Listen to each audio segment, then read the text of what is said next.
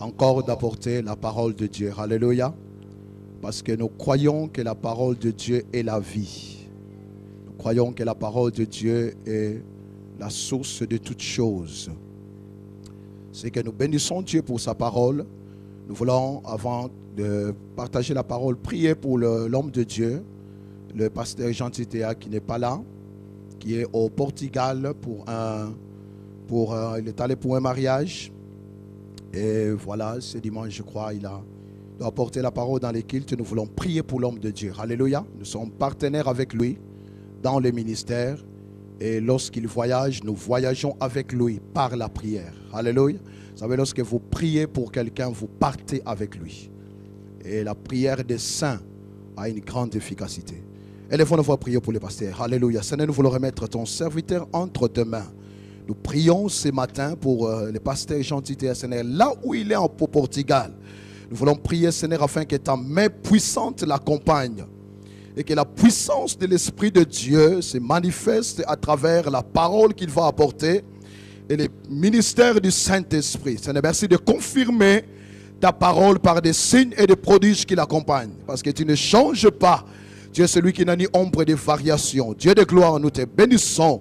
Seigneur, merci de te souvenir aussi de sa famille, son épouse et ses enfants. Nous prions que le sang de Jésus les couvre maintenant, et Seigneur, et que ta grâce les accompagne. Oh Dieu de gloire, nous te bénissons, nous te rendons grâce. Merci Seigneur, que la gloire et la louange reviennent à toi seul. Au nom de Jésus-Christ, nous avons ainsi prié. Amen. Alléluia.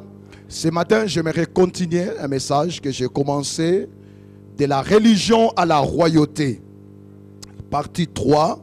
J'aimerais attaquer ce matin la troisième partie de ce message que nous avons tiré de Galates chapitre 1er, ceux qui se rappellent. Galates chapitre 1er, je vais continuer cet enseignement parce que l'enseignement est très très important. Il nous apporte la connaissance. Galates chapitre 1er, je reprends ce texte que j'ai lu le premier jour de cet enseignement. Galates chapitre 1er, à partir du verset 11.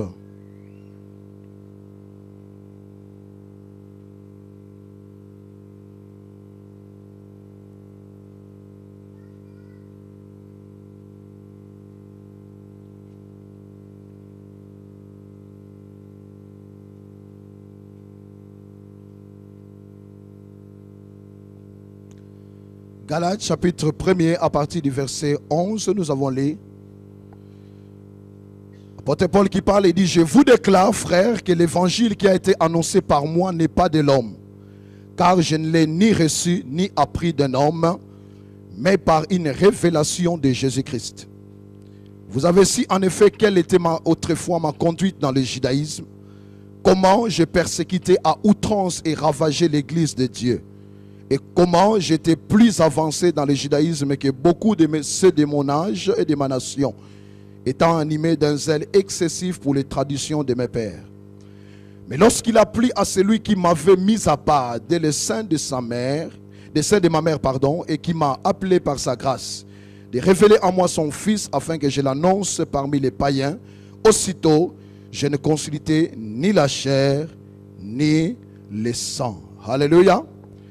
Dans la première partie de ce message, nous avons introduit la première partie qui était l'introduction au royaume de Dieu. Et dans cette partie, j'ai montré comment Jésus n'a parlé que de deux choses. Jésus s'est approprié des choses. Il a parlé de son royaume. Il a dit, mon royaume n'est pas de ce monde, mon royaume n'est pas d'ici-bas.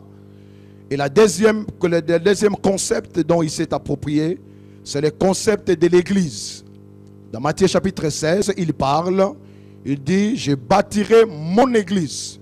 Donc il y a deux choses, il y a le royaume et mon église. Ce sont les deux concepts. Et nous avons vu comment que nous devons sortir le plus vite possible de la religion afin d'entrer pleinement dans le royaume de Dieu, parce que le royaume de Dieu nous réserve des grandes surprises, des très très bonnes surprises que nous devons découvrir. Deuxième partie, j'ai parlé d'un message que j'ai intitulé le plan initial. Nous avons vu que comment Dieu a créé l'homme pour... Qu'est-ce qui se rappelle? Dieu a créé l'homme pour régner, dominer. Genèse chapitre 1er, nous avons vu ça, que l'intention première de Dieu, lorsqu'il a introduit l'homme sur la terre, c'était pour que l'homme domine, pour que l'homme puisse régner. Et nous avons vu comment le problème est arrivé par un royaume qui s'appelle le royaume des ténèbres. Le royaume des ténèbres est la source de tous les problèmes de l'humanité. C'est le royaume des ténèbres qui a introduit tout ce que nous connaissons aujourd'hui, tout le mal que nous voyons aujourd'hui. Dieu n'est pas l'auteur du mal, c'est le royaume des ténèbres qui l'a introduit. Satan, à travers son royaume, a introduit dans l'humanité toute une série de choses que nous voyons aujourd'hui. Donc je me suis arrêté là. Alors la troisième partie, j'aimerais aborder aujourd'hui, j'intitule ce message « Les conséquences de la nouvelle naissance ». Les conséquences de la nouvelle naissance. Et là, je vais aborder spécialement une des conséquences de la nouvelle naissance que j'intitule « Reconstruire son arbre généalogique ». Alléluia. Reconstruire son arbre généalogique. Donc je vais lire, nous allons lire dans 2 Corinthiens chapitre 5. Je vais prendre un verset que nous connaissons. Nous allons voir comment pouvons-nous reconstruire notre arbre généalogique. C'est un enseignement, je vais prendre le temps. Prenez note parce que nous avons besoin de comprendre certaines vérités pour que nous puissions fonctionner correctement dans l'œuvre de Dieu. 2 Corinthiens chapitre 5. Un texte que nous connaissons très bien. Beaucoup ont déjà lu ce texte à plusieurs reprises. 2 Corinthiens chapitre 5. 2 Corinthiens chapitre 5 verset 17. 2 Corinthiens 5, 17, un texte connu. La Bible dit ceci: si quelqu'un est en Christ, il est une nouvelle création. Les choses anciennes sont passées, voici toutes choses sont devenues nouvelles. Si quelqu'un est en Christ. Dans ce verset, il y a deux aspects, il y a deux conséquences de la nouvelle naissance que nous lisons ici. La première chose, c'est dont je vais parler ce matin, c'est reconstruire son arbre généalogique. Et la deuxième chose qui est aussi importante, c'est la nouvelle création. Je n'ai pas le temps de parler de ça aujourd'hui, on en parlera peut-être dans un prochain enseignement sur la nouvelle création. Qu'est-ce que ça veut dire la nouvelle création et qu'est-ce que ça implique pratiquement. Ce matin, j'aimerais plus parler sur le premier aspect de la nouvelle naissance, des conséquences de la nouvelle naissance, reconstruire son arbre généalogique. Alors, j'avais montré que le royaume de Dieu, ce qui est différent de toute religion, le royaume de Dieu, on ne peut y entrer que par la nouvelle naissance. Jésus a été très clair en disant, si un homme n'est né de nouveau, il ne peut voir le royaume de Dieu. Si un homme n'est né d'eau et d'esprit, il ne peut entrer dans le royaume de Dieu. Donc sans la nouvelle naissance, on ne peut pas entrer dans le royaume de Dieu. On peut se joindre à une religion, il n'y a pas de problème. Il n'y a pas besoin de naître de nouveau pour quitter une religion pour entrer dans une autre religion. Ça, ce n'est pas de problème. Mais pour entrer dans le royaume de Dieu, la seule porte s'appelle la nouvelle naissance. Donc il faut naître de nouveau. Il faut naître de nouveau, c'est-à-dire, la nouvelle naissance, c'est quoi en fait? C'est simplement recevoir la vie de Dieu. Je répète, la nouvelle naissance consiste à recevoir la vie de Dieu. La vie de Dieu, en grec, s'appelle Zoé. Cette vie-là est différente de notre vie. Nous avons besoin de recevoir la vie de Dieu pour faire partir du royaume de Dieu. Pour entrer dans la famille de Dieu, tu as besoin de recevoir la vie de Dieu dans ton esprit. Pourquoi? Parce que la vie de Dieu est une vie spirituelle. Dieu est esprit, il transmet une vie spirituelle. C'est pour cela que j'ai besoin de naître de nouveau, c'est-à-dire recevoir la vie de Dieu dans mon esprit. Dans la partie la plus profonde de mon être qui s'appelle esprit, j'ai besoin de recevoir la vie de Dieu dans mon esprit. C'est ça que la Bible appelle la nouvelle naissance. J'aimerais vraiment simplifier les termes bibliques pour que nous puissions bien saisir. C'est ce que la Bible appelle la nouvelle naissance. Je répète parce que c'est très important.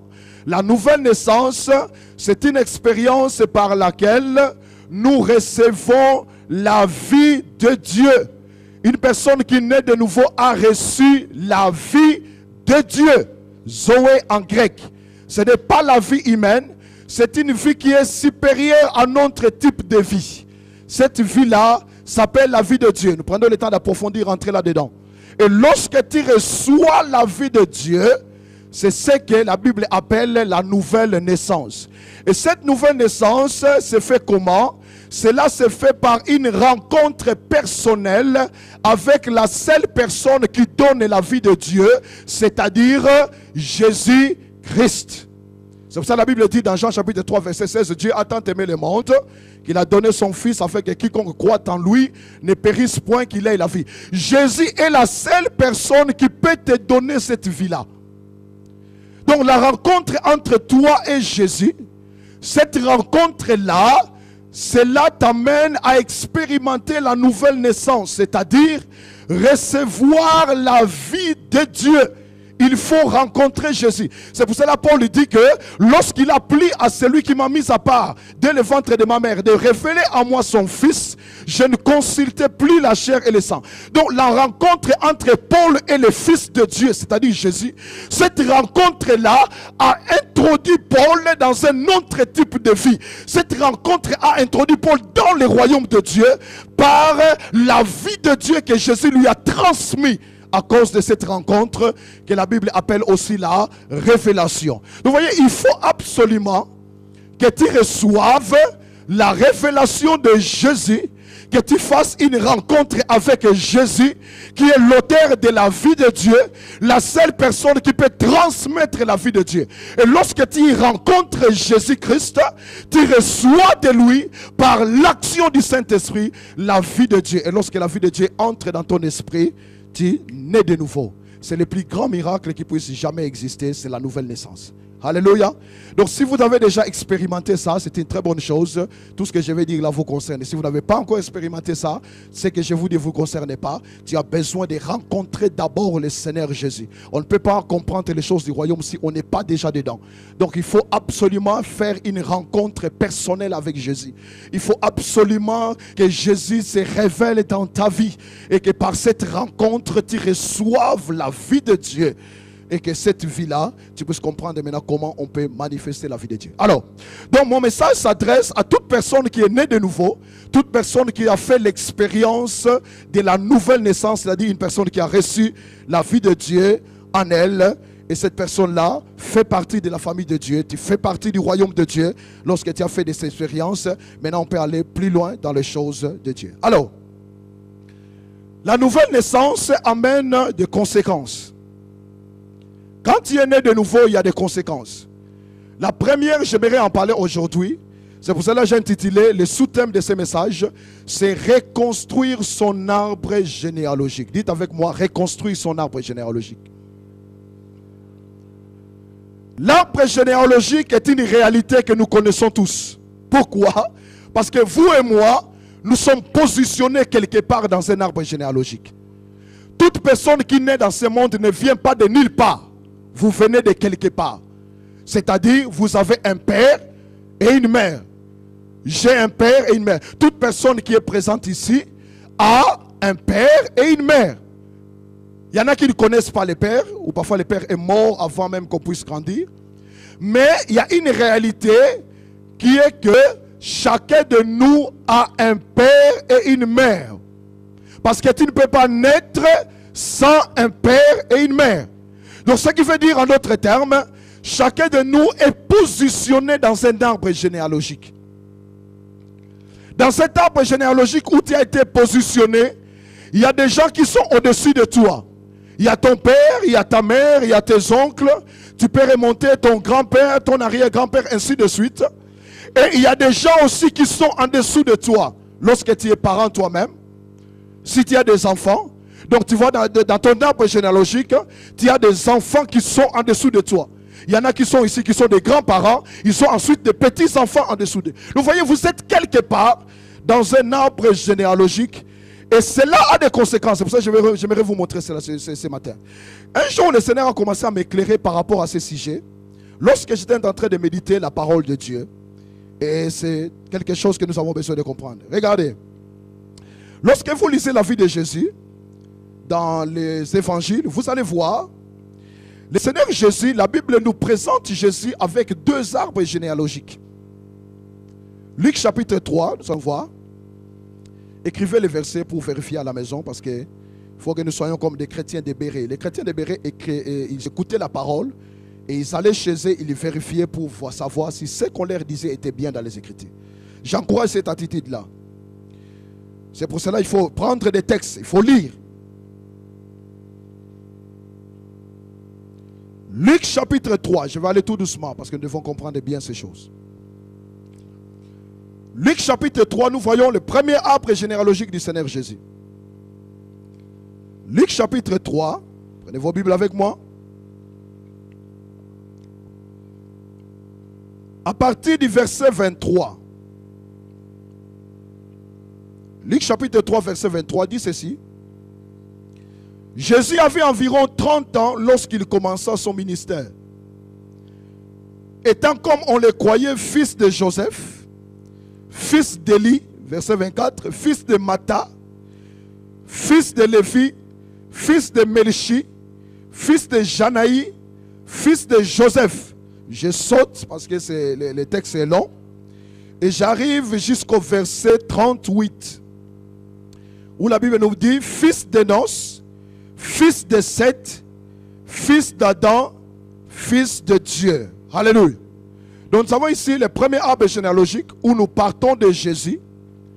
Nous remontons jusqu'à Adam, que la Bible présente comme le fils de Dieu. Voyez, premier arbre généalogique. Regardez bien. Maintenant nous lisons Matthieu chapitre 1er. Toujours le même Jésus. Matthieu chapitre 1er. Regardez ce que la Bible nous dit. Matthieu chapitre 1er nous présente deuxième arbre généalogique de notre Seigneur. Matthieu chapitre 1 verset 1 nous dit ceci. Généalogie de Jésus-Christ, fils de David, fils d'Abraham, fils de David, fils d'Abraham. Verset 2. Abraham engendra Isaac. Isaac engendra Jacob. Jacob engendra Juda et ses frères. Ainsi de suite, je saute. J'arrive au verset 16. Jacob engendra Joseph, l'époux de Marie, de laquelle est né Jésus, qui est appelé Christ. Alléluia. Suivez-moi bien. Nous avons deux arbres généalogiques qui nous sont présentés. Premier arbre généalogique, Luc chapitre 3. Nous partons de Jésus, nous remontons jusqu'à Adam. N'est-ce pas? Premier arbre généalogique. Deuxième arbre généalogique, Matthieu chapitre 1er. Nous partons d'Abraham, nous descendons jusqu'à Jésus. Voyez? Donc il y a deux. Il y a un arbre qui monte, l'autre arbre descend. Nous partons d'Abraham, nous descendons jusqu'à Jésus. Et de l'autre côté, nous partons de Jésus, nous remontons jusqu'à Adam. Alors la question que je me pose ici, pourquoi la Bible nous présente deux arbres généalogiques? Et comme par hasard, les deux arbres généalogiques n'arrivent pas à la même personne. Pourquoi dans Matthieu on s'arrête à Abraham et dans Luc on remonte jusqu'à Adam? Pourquoi? C'est parce que cela est important puisque cela nous concerne aussi notre vie. Ça nous affecte. Je vais vous expliquer pourquoi. La première chose, c'est que chacun de nous ici, nous sommes ici d'un arbre généalogique qui remonte jusqu'à Adam. Alléluia. Suivez-moi bien. Adam et Ève constituent les premiers parents de tous les hommes. Nous sommes tous ici d'Adam et d'Ève. Comme je le dis toujours, Dieu n'a créé que deux personnes. Je répète, Dieu n'a créé que deux personnes. Il a créé Adam, il a créé Ève. Nous tous ici, nous sommes nés. Alléluia. Comprenons ça bien. Nous sommes tous nés d'un homme et d'une femme. Adam a été créé, Ève a été créée, et d'Adam et d'Ève, tous les êtres humains, nous sommes issus d'eux. Nous sommes nés. Chacun de nous ici est positionné quelque part dans la généalogie d'Adam et Ève. Donc si tu remontes ta généalogie, tu vas arriver à Adam et à Ève. Si je remonte ma généalogie, je vais arriver à Adam et à Ève.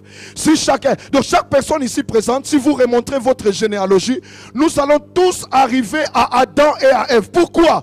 Parce que ces deux-là sont nos parents originels. Nous sommes tous ici d'eux. Alléluia. Alors maintenant, suivez-moi bien. Pourquoi j'insiste beaucoup sur l'arbre généalogique? Parce que il y a une caractéristique dans l'arbre généalogique, c'est que chaque personne qui est positionnée dans un arbre généalogique reçoit ou transmet un héritage. Il y a toujours un héritage. Toujours. Là où vous avez été positionné, vous avez reçu un héritage de vos parents et vous avez transmis un héritage à vos enfants. Il y a toujours cette notion d'héritage qui agit à travers l'arbre généalogique. On ne transmet pas seulement l'héritage de biens à nos enfants. Tout parent a ces soucis-là. Lorsqu'il meurt, il fait transmettre à ses enfants un héritage. Mais l'héritage se situe à tous les niveaux. Alléluia. Il y a cette réalité scientifique que nous connaissons, on appelle l'ADN, qui fait que chaque parent transmet à ses enfants un héritage. C'est-à-dire des traits de caractère. C'est ça que vous pouvez voir, par exemple, une fille qui ressemble à sa mère. Ou bien un garçon qui ressemble à son père. Vous regardez un garçon et son père, vous voyez vraiment c'est une photocopie.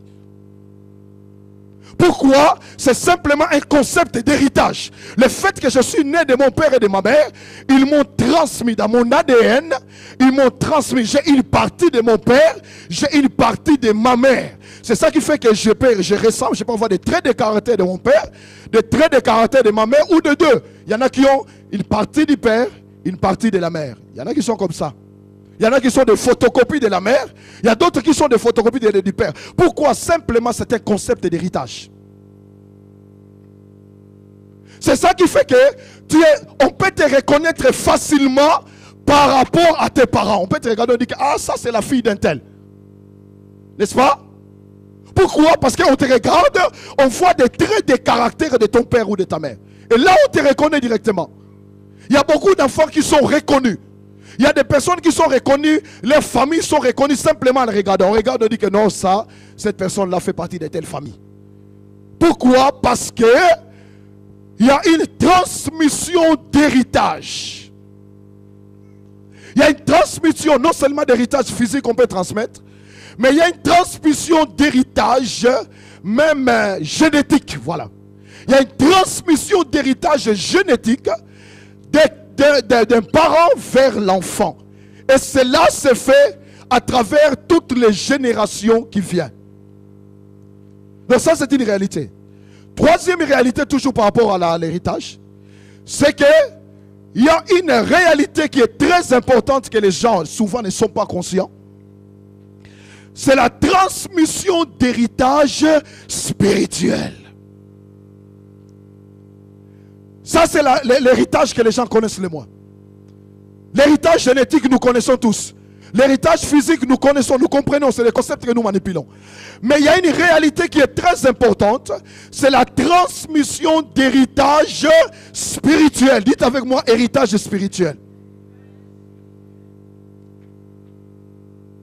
C'est pour cela que tu as besoin de comprendre ce que ça veut dire reconstruire son arbre généalogique. Je vous dis qu'il y a quelque chose de très important que nous devons comprendre. Qu'est-ce que je veux dire par là? Je veux dire ceci. C'est que j'ai reçu de mon père par la naissance. J'ai reçu de ma mère par la naissance un héritage spirituel. Je n'ai pas demandé ça, je l'ai reçu. C'est un héritage. Par définition, un héritage, on ne le demande pas. Je l'ai reçu par la naissance. Vous et moi, chaque personne ici, vous avez reçu de vos parents un héritage spirituel par la naissance. Je n'ai pas choisi ma famille. Le nom que je porte, je ne l'ai pas choisi. Mais je suis né quelque part. J'ai été positionné dans un arbre généalogique.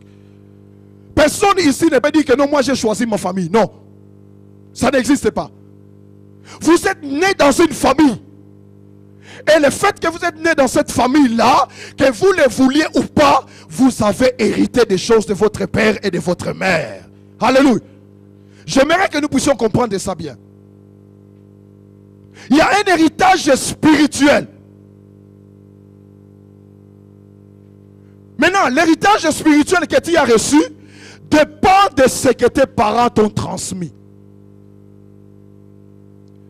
Ce qui fait qu'il y a certains qui ont un héritage beaucoup plus grand. Il y a d'autres qui ont un héritage qui est un peu plus léger. Je peux dire ça ainsi. Donc tout dépend des parents. Pourquoi? Parce que mon père et ma mère, avant de me transmettre un héritage spirituel, eux aussi ont reçu un héritage spirituel de leurs parents. Ainsi de suite, on peut remonter de génération en génération. Alléluia. Et je vous avais montré la dernière fois comment d'Adam et Ève, nous avons tous reçu un héritage qui s'appelle la nature pécheresse. Ça vient d'Adam et Ève, on l'a tous reçu. Je ne l'ai pas choisi, je l'ai reçu. Donc de ton père et de ta mère, tu reçois un héritage. Et nous devons prendre conscience de ça. Je vais vous donner quelques exemples pour vous montrer l'importance des héritages spirituels. Il y a quelque chose dans la Bible qui m'a toujours frappé.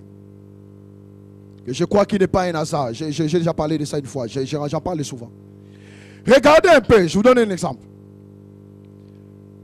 Prenons l'exemple d'Abraham. Abraham se marie à sa femme Sarah. La femme d'Abraham, Sarah, est stérile. N'est-ce pas? Connaissons ça. Comme par hasard, son fils Isaac, Abraham donne naissance à Isaac. Son fils Isaac se marie à Rebecca, Rebecca stérile. Comme par hasard. Isaac donne naissance à Jacob, le petit-fils d'Abraham. Jacob aime une femme qui s'appelle Rachel. Jacob épouse Rachel. Comme par hasard, Rachel aussi est stérile. Vous voyez, 3 générations se marient tous à des femmes stériles. Vous avez dit peut-être oh non, peut-être c'est un hasard. Il y a quelque chose que nous devons comprendre. Qu'est-ce que je veux dire par là? Je veux dire ceci, c'est que il y a des choses qui se transmettent. Ce n'est pas un hasard que Sarah soit stérile, Rebecca stérile, Rachel stérile. Ce n'est pas un hasard. Mais là, il y a une réalité d'un héritage spirituel qui a été transmis de génération en génération. C'est une réalité. Alléluia. Je reprends un exemple que j'ai déjà donné aussi à plusieurs fois. J'avais écouté le témoignage d'une femme. Cette femme-là avait témoigné que dans sa famille, toutes les femmes n'arrivaient jamais à se marier. Elle a constaté ça. Elle, ses sœurs, ses cousines, toutes les femmes dans sa famille n'arrivaient jamais à se marier. Les hommes se mariaient sans problème. Mais les femmes n'arrivaient jamais à se marier. Jamais. Elle est devenue chrétienne et elle a essayé de se marier, ça ne marchait pas. Chaque fois qu'elle se mettait avec quelqu'un, il y avait toujours quelque chose qui arrivait lorsqu'il fallait se marier. Et puis finalement, la personne partait, pas de mariage. Une fois, elle a dit, ok, ça va. Tu peux comprendre. 2 fois, elle a dit, ça va, je peux encore comprendre. 3e fois, elle a dit que non, il y a quelque chose qui ne va pas. Lorsque son 3e mariage, enfin, comment je peux appeler ça? 3e fiançailles a échoué. Cette fille-là qui était chrétienne, elle a dit que non, il y a quelque chose qui ne va pas. Et c'est ça qui l'a amené. Elle a commencé à observer. Elle a regardé systématiquement. Ses sœurs n'étaient pas mariées. Elle avait une grande sœur qui avait des enfants, mais elle n'était pas mariée. Donc elle pouvait avoir des enfants. Elle pouvait accoucher. Elle pouvait tomber enceinte. Elle pouvait avoir des enfants. Il n'y avait pas de problème. Mais lorsque elles essayaient de se marier, les choses n'allaient jamais. Il y avait toujours quelque chose qui arrivait et qui faisait que les projets de mariage échouaient. Lorsqu'elle a vu ça, elle a dit que non, je dois savoir qu'est-ce qui se passe dans ma famille. Elle est allée voir un homme de Dieu, le pasteur de son église. Elle est allée le voir. Elle est allée voir le pasteur. Elle a expliqué le problème au pasteur. Elle a dit, pasteur, je ne comprends pas. Il y a quelque chose qui me dérange. J'essaie de me marier, ça ne marche pas. Et j'ai regardé, j'ai essayé de voir ma famille. J'ai vu que toutes mes sœurs ne sont pas mariées. Mes grandes sœurs ne sont pas mariées, mes petites sœurs non plus. Et j'ai regardé même mes cousines. Toutes ne sont pas mariées. Je crois qu'il y a un problème dans ma famille. Le pasteur lui dit comme ça il lui donne ses premiers conseils. Il a dit que non, ma sœur va voir ta mère. Pose-lui la question. Pose la question à ta mère. Elle est allée voir sa mère, elle a obéi à ce que le pasteur lui a dit. Elle est allée voir sa maman.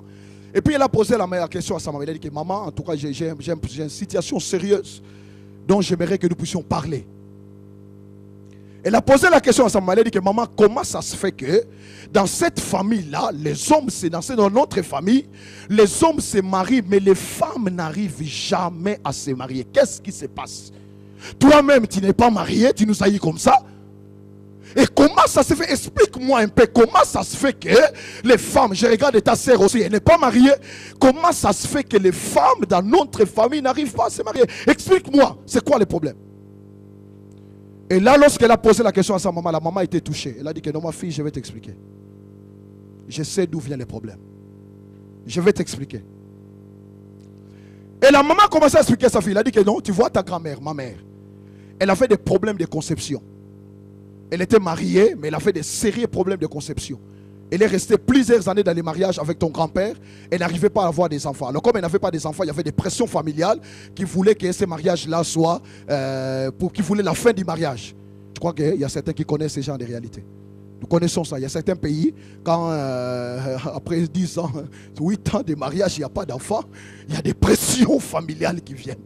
Des pressions. On vous met sous pression et parfois le mariage est menacé de divorce. Donc la femme était menacée. La grand-mère en fait expliquait, la mère expliquait à sa fille comment sa grand-mère étant menacée de divorce, cette femme a pris la décision. Elle a dit que non, moi j'aime mon mari, j'aimerais rester dans les mariages. Comme le problème c'est les enfants, elle est allée voir un marabout. Elle est allée voir un marabout, elle ne connaissait pas le Seigneur. Elle est allée voir un marabout. Elle a dit au marabout, elle a dit que non, voilà, je suis mariée, ça fait plusieurs années. Mais le problème, c'est que je n'arrive pas à avoir des enfants. Est-ce qu'il y a moyen que tu puisses m'aider? Le marabout lui a dit que non, ok madame, il n'y a pas de problème, je peux vous aider. Je peux vous aider à avoir des enfants, mais à une condition. Il y a toujours des conditions dans ces histoires-là. Toujours des conditions. À une condition.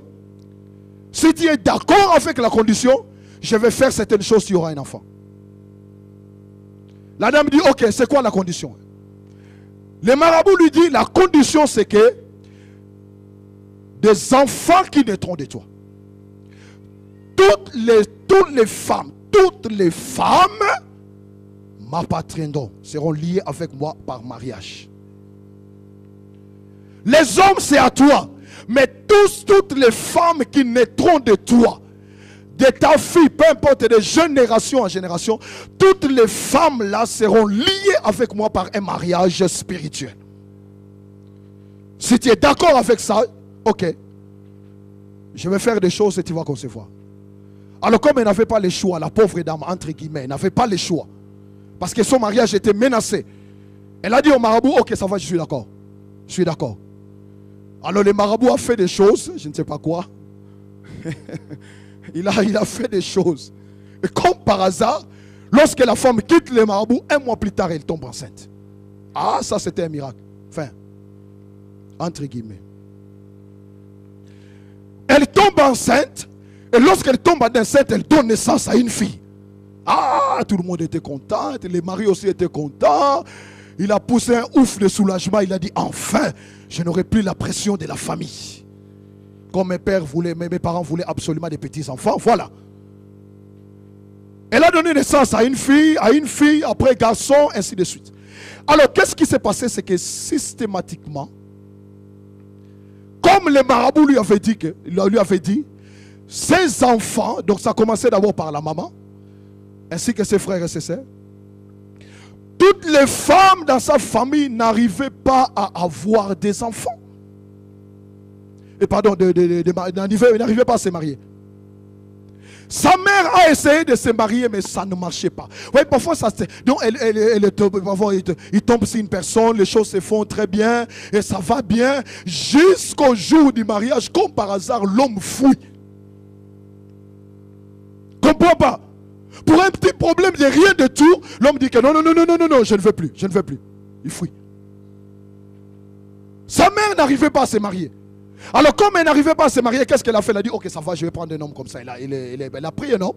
Et puis avec cet homme-là, elle a eu des enfants justement. Cette sœur-là était parmi les enfants que sa mère a eu. Donc, avoir les enfants, il n'y avait pas de problème. À partir du moment où on était là, elle pouvait être avec un homme, avoir des enfants, il n'y avait pas de problème. Le seul problème, c'était les mariages. Pas des mariages. Les marabouts a été très stricts. Et sa maman lui expliquait, il a dit que c'est comme ça que tu as constaté que moi-même je ne suis pas marié. Ma sœur n'est pas mariée, mon autre sœur n'est pas mariée, donc c'est ça. Donc toutes les femmes dans cette famille, nous sommes liées au marabout par une alliance de mariage spirituel. Impossible de se marier. Et lorsque la sœur a eu cette information, elle a dit, ok, ça va, là je comprends.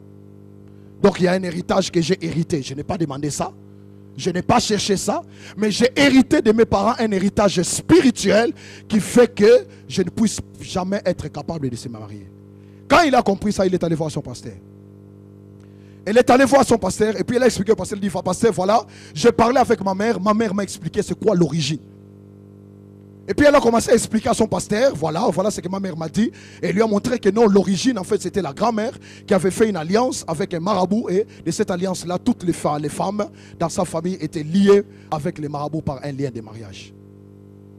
C'est à ce moment-là que le pasteur, lorsqu'il a compris ça, il a dit que non ma soeur, ok, on va prier. Et là, le pasteur a prié pour elle, il lui a parlé, lui a montré dans la parole de Dieu les plans de Dieu. A prié pour elle, et puis lorsqu'on a prié, le pasteur a brisé des chaînes, a chassé des démons. Et cette sœur-là a été la première à se marier à sa famille. La première à se marier à sa famille. Alléluia. Je donne un autre témoignage avant d'entrer plus loin. Il y avait un homme de Dieu, un Américain, il a témoigné lui-même. J'ai écouté son témoignage. Cet homme de Dieu avait constaté dans sa famille, c'est toujours des héritages. Dans sa famille, il a vu systématiquement tous les hommes de sa famille ne dépassaient jamais l'âge de 44 ans. Tous les hommes. Tous. Tous les hommes dans sa famille mouraient systématiquement avant l'âge de 44 ans. C'était systématique. Il a vu son père est mort avant 44 ans. Son oncle est mort avant 44 ans. Il y a beaucoup de morts dans sa famille, des morts d'hommes. Les femmes mouraient rarement dans sa famille. Toutes les femmes arrivaient dans des âges assez avancés. Mais tous les hommes ne dépassaient jamais l'âge de 44 ans. C'est possible. Alors lui-même, homme de Dieu, pasteur, il arrive vers les 42 ans. Il commence à s'inquiéter. commençait à s'inquiéter, dire, si ça continue, je risque de ne pas dépasser l'âge de 44 ans. Et lorsqu'il arrive dans les 42 ans, il dit que non, il commence à chercher, il dit, Seigneur, il y a quelque chose qui ne va pas. Pourquoi dans ma famille, tous les hommes ne dépassent jamais l'âge de 44 ans? Il a commencé à chercher la face de Dieu. Il a commencé à questionner le Seigneur. Il a passé le temps dans les jeûnes et de la prière. Dans la prière, il posait la question à Dieu jusqu'à ce que le Seigneur lui révèle. Le Seigneur lui révèle. Le Seigneur lui dit que non, voilà moi. Il dit que le Seigneur lui dit ceci: ton problème remonte à ton arrière-arrière-grand-père. Et là également, mais là c'était plus par révélation, le Seigneur lui révèle que son arrière-arrière-grand-père avait fait une alliance avec le monde des ténèbres. Et de cette alliance-là, tous les hommes, c'est ça qui a fait que tous les hommes dans sa famille ne pouvaient pas dépasser l'âge de 44 ans.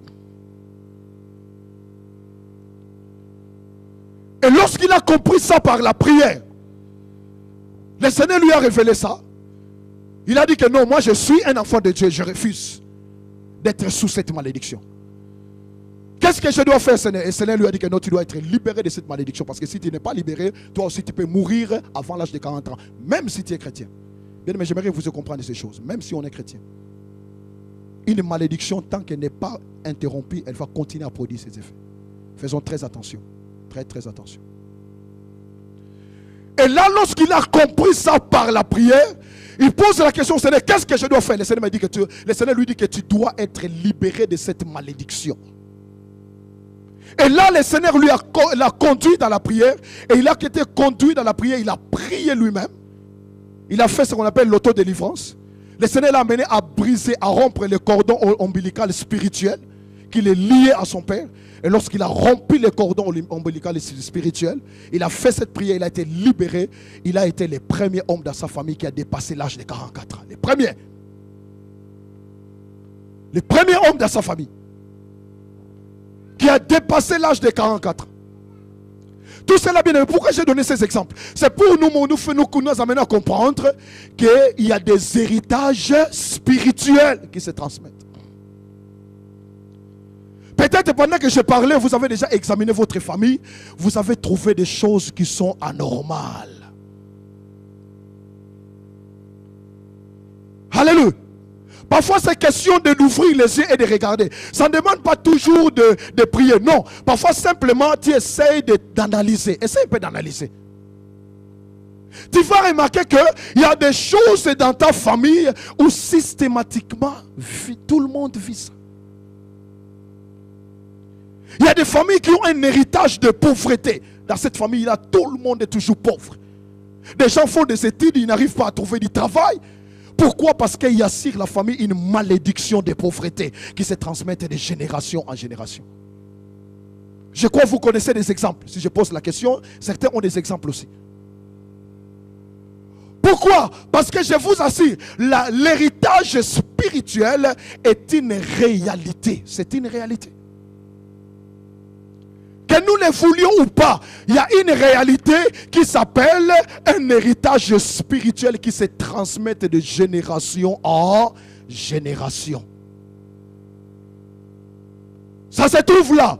Cet héritage-là est localisé dans ton arbre généalogique. Ce sont des choses qui viennent au-dessus de toi. Et si tu ne fais pas attention, tu peux transmettre ces choses-là aussi dans les générations qui viennent après toi.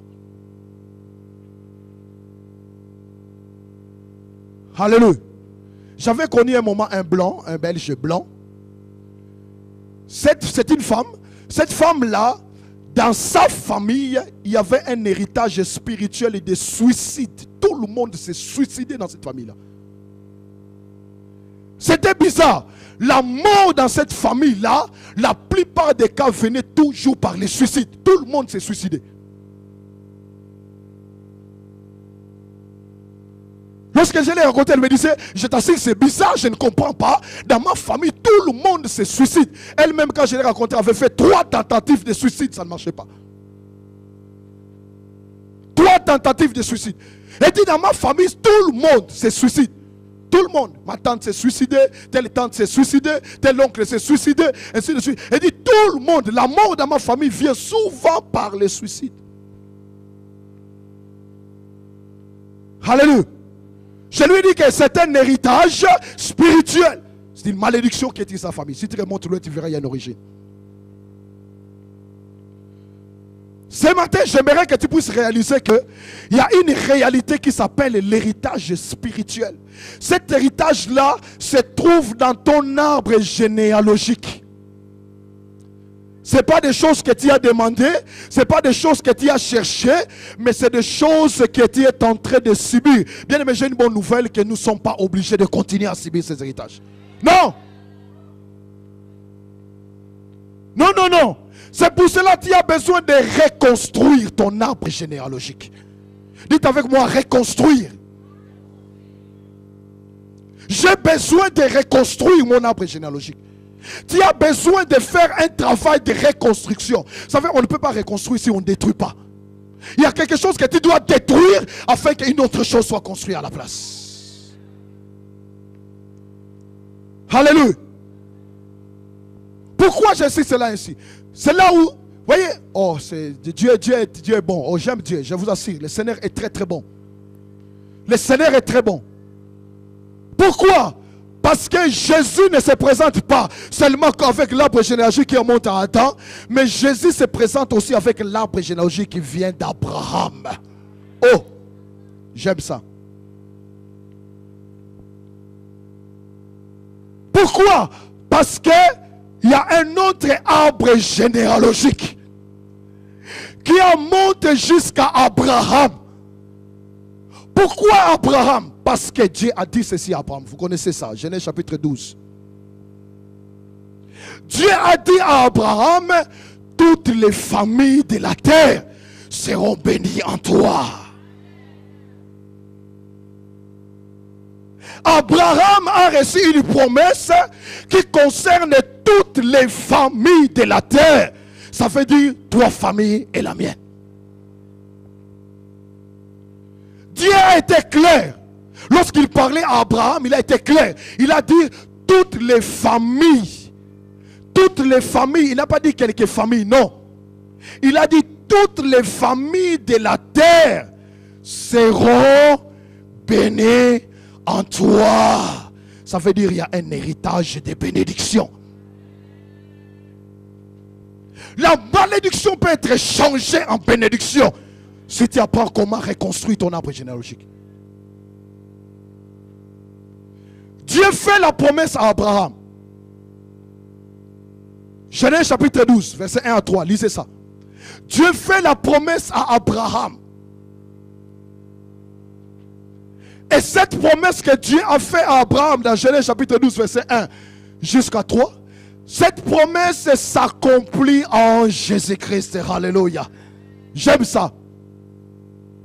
Galates chapitre 3, regardez. J'aime beaucoup ce verset. Galates chapitre 3.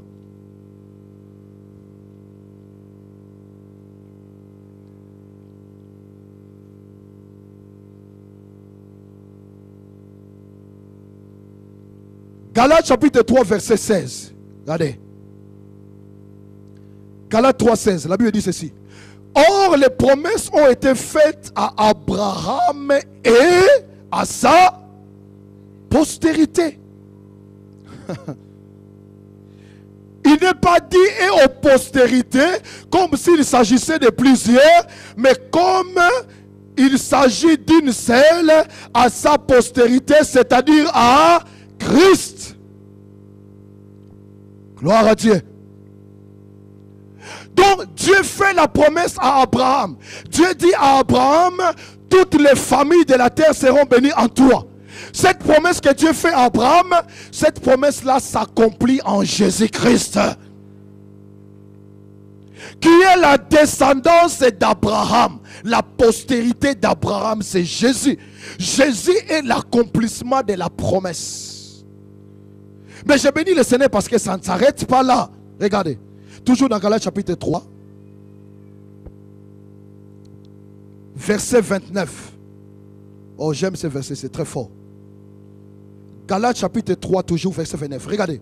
Et si vous êtes à Christ, vous êtes la postérité d'Abraham, héritier selon la promesse.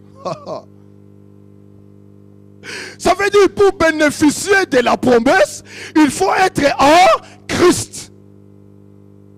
Comprenez pourquoi c'est important de naître de nouveau. Parce que lorsque tu es en Christ, tu es automatiquement postérité d'Abraham, c'est-à-dire héritier de la promesse. Donc ça veut dire en d'autres termes, la bénédiction m'appartient à moi et à ma famille. Alléluia. Donc, il y a un arbre généalogique à construire. Oui. Qu'est-ce que je veux dire par là? Par la nouvelle naissance, nous avons été introduits dans un autre arbre généalogique. Alléluia. Par la nouvelle naissance, vous et moi, nous avons été introduits dans un autre arbre généalogique. Dans cet arbre généalogique-là, il n'y a pas de place à la malédiction. Cet arbre-là ne transfère que la bénédiction. Pourquoi? Parce qu'à la tête de cet arbre généalogique se trouve lui-même le Dieu, le Père de tout être. Dieu le Père. Lorsque tu entres dans la famille de Dieu, Dieu devient ton Père. Et c'est le Père qui transmet l'héritage. Alléluia. C'est pour cela que tu as besoin spirituellement. Je parle spirituellement. Spirituellement, j'insiste. Parce que mon arbre généalogique physique ne change pas. Je ne vais pas quitter ma famille pour chercher une autre famille. Non, comprenez-moi bien. Spirituellement, j'ai besoin de reconstruire mon arbre généalogique. J'ai besoin de reconstruire. Tu as besoin de comprendre que lorsque tu es né de nouveau, tu es entré dans la famille de Dieu, tu es devenu automatiquement la postérité d'Abraham, c'est-à-dire tu as hérité de la promesse d'Abraham, la promesse que Dieu a faite à l'Abraham qui dit que toutes les familles de la terre seront bénies. Tu es héritier de la bénédiction. Alléluia. Dites avec moi, je suis héritier de la bénédiction. C'est un héritage. Mais pour que cet héritage produise les effets dans ta vie, tu as besoin de comprendre, tu as besoin de détruire quelque chose. Alléluia, il y a quelque chose qui doit être détruit. Parce que tu ne peux pas être porteur de la bénédiction et de la malédiction en même temps, ce n'est pas possible. Ça va créer une confusion, un désordre dans ta vie. En même temps, tu as la bénédiction et la malédiction. Créer un désordre. Donc, reconstruire son arbre généalogique veut dire, première chose, détruire l'arbre, c'est séparer de son arbre généalogique physique, c'est séparer, de son arbre généalogique humain. Donc je dois me séparer, je dois couper les liens spirituels qui me lient à mon père et à ma mère. Il faut couper ces liens spirituels, pas physiques. Les liens de sang physique ne changent jamais. Alléluia. Comprenez-moi bien, je ne suis pas dans le combat spirituel. Je ne dis pas qu'il faut quitter sa famille, chercher une autre famille, et dire que non, ça ce n'est plus ma famille. Non, attention, les liens du sang, ça reste toujours. Il y a des théories qui sont parfois bizarres. Très bizarres, ça ne vient pas de la Bible. Je ne vous dis pas que non, à partir d'aujourd'hui, tu dis que non, papa, tu n'es plus mon père, tu n'es plus ma mère, maintenant je cherche une autre famille. Non, je parle du lien spirituel, pas du lien de sang. Les liens de sang ne changent jamais. Ça ne change jamais. Aussi longtemps que ton père et ta mère refusent, c'est ton père, c'est ta mère. Tu dois les honorer. C'est la Bible qui l'enseigne. Ces liens-là ne changent jamais. Je parle du lien spirituel. Le lien spirituel doit être coupé. Tu dois couper les liens spirituels pour que l'héritage spirituel ne continue plus à avoir des effets sur ta vie. Alléluia. Comprenez-moi bien, je vais être très clair pour qu'on ne dise pas que non, le frère Jacques a dit que non, il faut... Non, non, non, attention. Je ne suis pas dans le combat spirituel, je ne suis pas là. Les liens spirituels. Parce que l'héritage spirituel se transmet par un lien spirituel. Donc c'est les liens spirituels qu'il faut couper. Alléluia. Je répète, c'est les liens spirituels que je dois couper. Je dois dire que les liens spirituels entre moi et mon père et ma mère, je coupe ces liens au nom de Jésus. Alléluia. Il faut comprendre ces choses. 1 Pierre chapitre 1er. Le dernier verset que nous allons lire pour terminer ce message. 1 Pierre chapitre 1.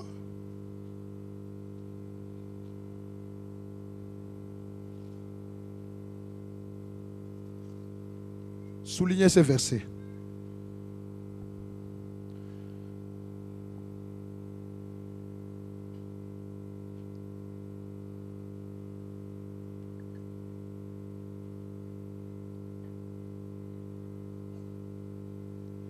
Un Pierre chapitre 1er verset 18. 1 Pierre 1, 18. La Bible dit ceci. Vous savez que ce n'est pas par des choses périssables, par de l'argent ou de l'or, que vous avez été rachetés de la vaine manière de vivre que vous aviez hérité de vos pères, mais par le sang précieux de Christ, comme d'un agneau sans défaut et sans tache. Vous voyez, la Bible parle d'un rachat. Christ a payé le prix pour que tu sois racheté de la vaine manière de vivre que tu as hérité de ton père, de tes parents. Voyez? Christ a payé le prix pour que je sois libéré de l'héritage spirituel que j'ai reçu de mes parents. C'est ça que ça veut dire. Le sang de Jésus est le prix qui a été payé. Pour que toi et moi, lorsque nous sommes en Christ, nous puissions être libérés de toute forme d'héritage, de malédiction. Peu importe là où ça vient. Peu importe les générations. Mais à cause du sang de Jésus, tu peux être libéré. Tu peux déclarer ta libération. Tu peux couper ces liens-là. Tu dis que les liens spirituels qui me liaient à mon père et ma mère, je coupe ces liens dans le nom de Jésus. Et je proclame la puissance du sang de Jésus. Le sang de Jésus. Alléluia. Donc c'est une prière, c'est par la prière. Tu dois faire cette prière-là, où tu prends, tu comprends ce que la parole dit. Et tu localises quel type d'héritage négatif qui agisse dans ta famille. Tu localises l'héritage spirituel que tu as reçu. Et là maintenant tu fais la première chose, tu coupes les liens. Alléluia. Première chose, c'est couper les liens. Par la puissance du sang de Jésus. Tu t'appuies du sang, pas de toi, du sang. Tu dis, Seigneur a payé le prix. À cause du sang de Jésus, je déclare que le lien qui me liait à mon père et à ma mère est coupé, rompu dans le nom de Jésus. Le lien spirituel est rompu. Je répète, pas les liens physiques. Les liens du sang restent. C'est ton père, c'est ta mère. Les liens spirituels, je coupe ces liens par la puissance du sang de Jésus. Tu coupes les liens. Première étape. Deuxième étape, maintenant tu vas détruire la malédiction. Tu vas détruire. Une fois le lien est coupé, la deuxième étape consiste à détruire la malédiction. Tu prends autorité sur la nature de l'esprit que tu vois qui agit dans ta famille. Tu dis dans le nom de Jésus, je chasse cette malédiction. Je détruis cette malédiction. Je détruis l'effet de cette malédiction sur ma vie. Je me libère de cette malédiction. Tu déclares cela. Bien aimé, c'est un acte spirituel. Les choses spirituelles doivent être traitées spirituellement. Et ce qui est fait dans le spirituel se manifeste toujours dans le physique. Toujours. Toujours. Tu dois détruire l'héritage. S'il y a un héritage de divorce, tu dois détruire cet héritage de divorce-là. Tu dis, je détruis l'héritage de divorce dans ma famille. Je me libère de cet héritage et je déclare cet héritage n'a plus d'effet sur ma vie. Si c'est un héritage de maladie, tu dois détruire. Vous savez, il y a certaines familles qui ont exactement le même type de maladie. Tout le monde a cette maladie-là. Si tu observes ça dans ta famille, ce n'est pas normal, c'est que c'est spirituel. Ne dis pas que, oh non, voilà, nous on est malade, comme ça on est. Non, non, non, non, non, non, non. Oui, on peut tomber malade, je suis d'accord. Mais il y a certaines choses qui sont suspectes. Quand vous voyez tout le monde a toujours la même maladie, tous, il y a quelque chose qui ne va pas. Tu dois prendre l'autorité de détruire cet héritage de maladie. Tu dois ordonner à la maladie de détruire. Alléluia. Bien aimé, ce matin, nous allons prier pour la destruction des héritages. Alléluia. Parce que le Seigneur m'a fait parler quand je prépare ce message. Il a dit, plusieurs dans votre église sont bloqués par des héritages spirituels. Ils ne savent pas. Plusieurs, leurs vies sont bloquées à cause d'un héritage spirituel qui est en train d'agir dans la vie. Bien aimé, ce matin, tu dois être libéré de toute forme d'héritage. Ce matin, tu dois être libéré de l'héritage, quoi que ce soit. Peu importe son origine, peu importe sa gravité. Ce matin, tu as besoin de déclarer que non, cet héritage-là, je n'en fais plus. C'est terminé. Ça ne peut plus produire des résultats dans ma vie. C'est fini ça. Alléluia. Parce que Christ est venu pour notre libération. Christ est venu pour notre libération. Donc, première étape, je coupe le lien spirituel. Deuxième étape, je détruis l'héritage. Troisième étape, maintenant tu déclares que tu es fille d'Abraham. Tu déclares que tu es fils d'Abraham. Tu déclares cela, tu dis je suis en Christ. Je suis fils d'Abraham. Je suis fille d'Abraham. Et tant que tel, je suis héritier de la bénédiction d'Abraham. Je libère la bénédiction. C'est comme ça qu'on reconstruit son arbre généalogique. Bien aimé, lorsque tu commences à libérer la bénédiction d'Abraham dans ta vie, ça va commencer à produire des effets. Là où il y avait l'échec, le succès commence à se manifester. Là où il y avait la défaite, la victoire commence à se manifester. Là où il y avait la maladie, la santé commence à se manifester. Pourquoi? Parce que Dieu se tient derrière l'héritage d'Abraham. C'est Dieu qui a fait la promesse à Abraham, n'est-ce pas? C'est pas Abraham. C'est Dieu qui a promis. Il a promis à Abraham que toutes les familles de la terre seront bénies en toi. Bien aimé, tu as droit à la bénédiction divine. Le royaume de Dieu, c'est un royaume de bénédiction. Il n'y a pas de malédiction dans le royaume de Dieu. Il n'y en a pas. Je vous assure, dans le royaume de Dieu, il n'y a pas de place à la malédiction. Il y a place à la bénédiction. La bénédiction, c'est qu'on va y aller. Voilà, ça aussi je vais préciser rapidement. La bénédiction, c'est une réalité spirituelle. C'est une réalité spirituelle qui produit des effets matériels. C'est pour ça que la Bible dit que c'est la bénédiction de l'Éternel qui enrichit. Vous voyez, la richesse, ce n'est pas la bénédiction, mais la bénédiction enrichit. La Bible le dit. La bénédiction de l'Éternel qui enrichit. Donc ça veut dire que quand la bénédiction de l'Éternel agit en toi, elle produit des richesses. Dieu a béni Isaac. Isaac a semé. Et Isaac a été enrichi. Il est devenu de plus en plus riche. Pourquoi Isaac est devenu riche? Parce que Dieu l'a béni. Alléluia. Donc la richesse a été la conséquence de la bénédiction. C'est pas ça la bénédiction. On fait souvent une erreur. C'est pas les biens matériels, c'est pas ça la bénédiction. Les biens matériels sont les conséquences de la bénédiction. Lorsque ça vient de Dieu, c'est une conséquence de la bénédiction. Parce que tu peux avoir aussi des biens à travers des voies qui sont un peu bizarres. Mais lorsque ça vient de Dieu, les biens sont toujours la conséquence de la bénédiction. Donc ça veut dire quoi? C'est que lorsque tu reçois la bénédiction, c'est spirituel. Lorsque tu comprends que tu es béni, tu déclares la bénédiction, Dieu va faire en sorte que cette bénédiction qui est en toi commence à produire des résultats.